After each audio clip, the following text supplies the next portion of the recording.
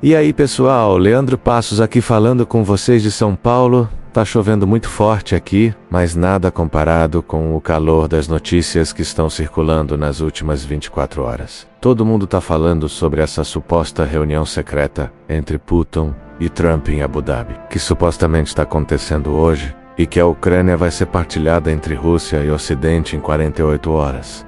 Os sites de notícias estão explodindo, Twitter está delirando.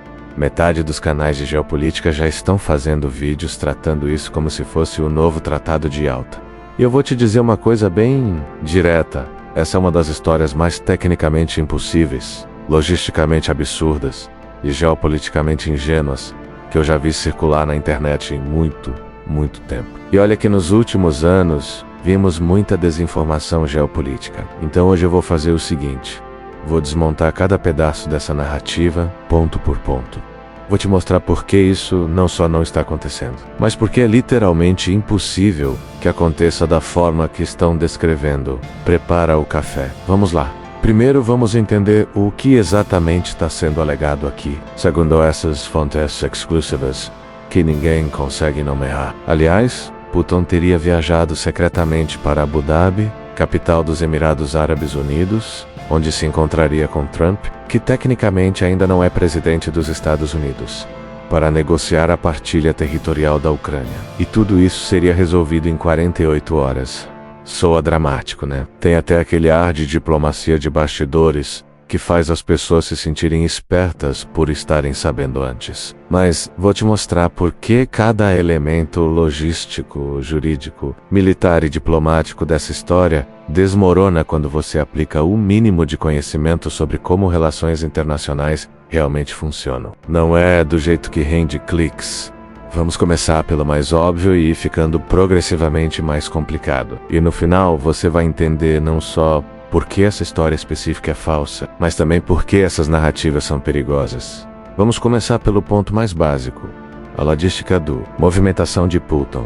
Vladimir Putin não viaja para lugar nenhum sem um aparato de segurança absolutamente massivo. Estamos falando de pelo menos 3 aviões e o avançado, o principal e o decoy equipe de segurança de no mínimo 200 pessoas. Varredura completa de rotas aéreas, coordenação com defesa aérea local, motorcade com 40 mais veículos, hospitais PR selecionados com equipes médicas russas. E aqui está o primeiro problema. Desde a invasão da Ucrânia em fevereiro de 2022, Putin viajou para exatamente 6 países fora da Rússia. China, 2 vezes. Irã, 1 vez. Quirguistão, Conferência Regional. Cazaquistão, Cúpula da União Econômica Eurasiática.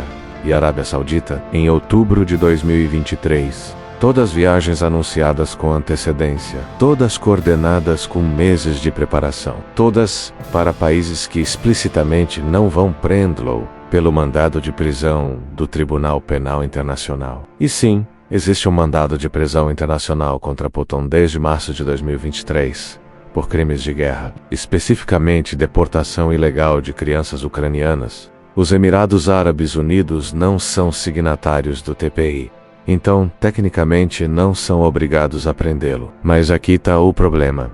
Se Putin está em Abu Dhabi agora, isso significa que, primeiro, pelo menos 5 avilos e o -96 teriam decolado de Moscou nas últimas 24 Shishba-8. Esses aviões têm envergadura de 60 metros. Não passam despercebidos. Flight trackers amadores monitoram cada voo presidencial russo. Cadê os registros? Segundo, o espaço aéreo entre Moscou e Abu Dhabi cruza Cazaquistão ou Irã. Ambos teriam que autorizar. Cazaquistão está cada vez mais distante de Moscou. Irã, talvez, mas eles estão tendo problemas próprios. Terceiro, Abu Dhabi International Airport teria que fechar uma ala inteira. Fazer varredura de segurança, coordenar com guarda presidencial russa, isso envolve centenas de pessoas. Alguém vazaria, e não vazou nada. 0 registros de voos, 0 movimentação de segurança, 0 fotografias de comboios. Compara com quando Putin foi para a Arábia Saudita em 2023. Fotos vazaram dias antes.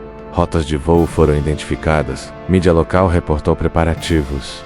Silêncio absoluto agora, em plena era de smartphones e redes sociais? Não, isso não acontece. Mas ok, vamos fingir que Putin conseguiu se teletransportar para Abu Dhabi. Ainda tem um problema gigante. Trump não pode negociar nada em nome dos Estados Unidos. Por quê? Porque ele não é presidente. Ainda, ele só assume em 20 de janeiro de 2025. Estamos em janeiro agora, certo? Mas antes da posse. E existe uma lei federal americana, o Logan Act, de 1799, sim, de 1799, menos que proíbe explicitamente cidadãos privados de negociar com governos estrangeiros em nome dos Estados Unidos da América. Você pode dizer, mas ninguém nunca foi processado pelo Logan Act.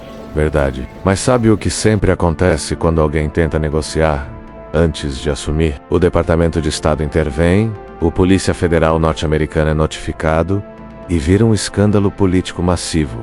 Michael Flynn, assessor de segurança nacional de Trump em 2016, teve sua carreira destruída por uma ligação telefônica com o embaixador russo antes da posse. Uma ligação, não uma reunião secreta no Oriente Médio para dividir um país. Então, para essa história funcionar, Trump teria que 1.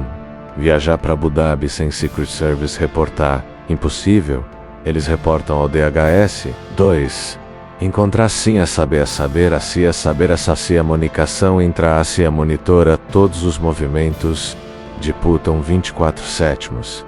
3. Negociar a partilha territorial de um país soberano sem autorização do Congresso, sem consulta ao Pentágono, sem coordenação com a Organização do Tratado do Atlântico Norte. 4. E fazer tudo isso sem nenhum vazamento de nenhuma das dezenas de agências americanas que estariam observando. E a cereja do bolo, os Emirados Árabes Unidos, teriam que hospedar isso sabendo que estão facilitando uma violação direta do Logan Act e potencialmente tornando-se cúmplices de crimes de guerra. Os Emirados têm uma relação delicada com Washington. Eles não vão queimar essa ponte por uma reunião secreta que inevitavelmente vazaria. Logística não fecha, legalidade não fecha, incentivos não fecham. Mas vamos ainda mais fundo na fantasia. Vamos fingir que Putin tá lá, Trump tá lá, e eles decidem dividir a Ucrânia. Como exatamente isso funcionaria? A Ucrânia não é a Polônia de 1939. Não estamos no Pacto Molotov-Ribbentrop, onde duas potências desenham linhas num mapa e dizem, isso é meu, isso é seu. A Ucrânia é um país soberano, membro das Nações Unidas, com governo eleito, forças armadas ativas e 40 milhões de habitantes que têm algo a dizer sobre isso. Então essa partilha em 48 horas exigiria primeiro Zelensky aceitar. E por que diabos Zelensky aceitaria? A Ucrânia está ganhando territorialmente em algumas frentes. Eles têm suporte militar europeu garantido até pelo menos 2025. Eles têm superioridade tática em drones. Eles estão sangrando o exército russo mais rápido do que a Rússia consegue repor. Zelensky aceitar a partilha agora seria suicídio político. Ele seria deposto pelo próprio parlamento ucraniano em 24 horas. Segundo, a Europa aceitar. A Polônia sozinha já declarou publicamente que vai continuar armando a Ucrânia, independentemente do que os Estados Unidos da América façam. Reino Unido, AIDEM, países bálticos, idem. Então mesmo que Trump assinasse algum acordo maluco, a Europa simplesmente ignora e continua fornecendo armas, inteligência e dinheiro. Terceiro, a Rússia aceitar. Espera, vocês acham que Putin aceitaria a partilha? O cara que invadiu o país inteiro dizendo que a Ucrânia nem é uma nação real. Putin não quer parte da Ucrânia. Ele quer toda a Ucrânia como estado fantoche. Sempre quis, sempre foi o objetivo. Qualquer acordo que deixe uma Ucrânia independente menos, mesmo diminuída menos, é uma derrota para Putin. E ele sabe disso. E aqui está o detalhe técnico que mata a história. A Rússia está perdendo capacidade militar mês a mês. Segundo dados do próprio Ministério da Defesa russo vazados, claro, eles estão perdendo entre 1.500 a 1.800 homens por dia. Eles esgotaram 95% dos tanques soviéticos estocados. Estão usando veículos civis na linha de frente. Tem vídeos documentados de tropas russas usando Golf Carts. Não é piada, Golf Carts. Então por que Putin negociaria agora quando cada mês que passa ele fica mais fraco, não mais forte? A janela dele era 2022. Ele tentou. Falhou.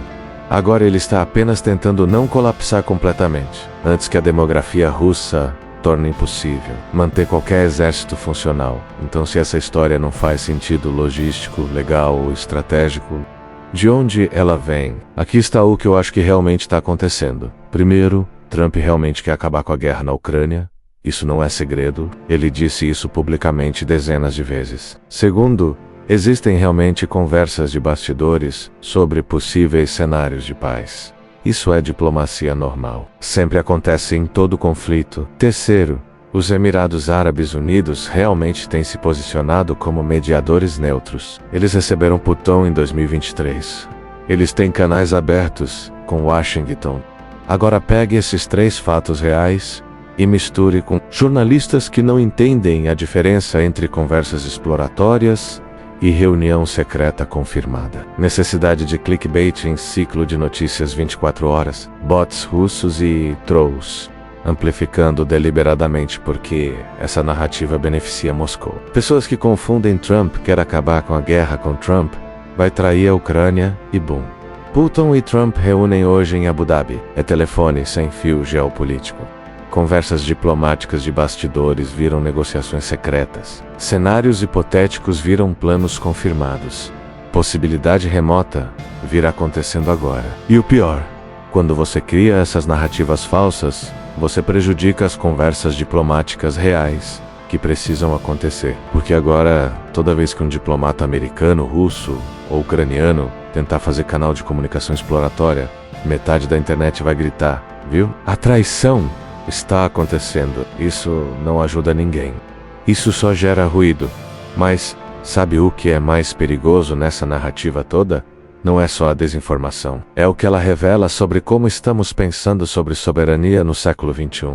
A ideia de que 2 líderes, sendo que um nem é presidente, ainda menos podem se encontrar num hotel de luxo em Abu Dhabi e decidir o futuro de 40 milhões de pessoas. Isso é pensamento de século XIX. É literalmente o Congresso de Viena de 1815, onde as grandes potências europeias redesenharam o mapa da Europa sem consultar as populações locais. Sabe como isso terminou? Primeira Guerra Mundial, 100 anos de ressentimento acumulado, ou o Acordo de Munique de 1938, onde Inglaterra e França permitiram que Hitler anexasse parte da Tchecoslováquia para evitar guerra. Sabe como isso terminou? Invasão total 6 meses depois. Segunda Guerra Mundial. Toda vez na história que potências tentaram dividir países soberanos sem consultar as populações. Partilha da Polônia 1795, 1939. Gives guerras, ressentimentos. Colapsos. Partilha da África, Conferência de Berlim 1884.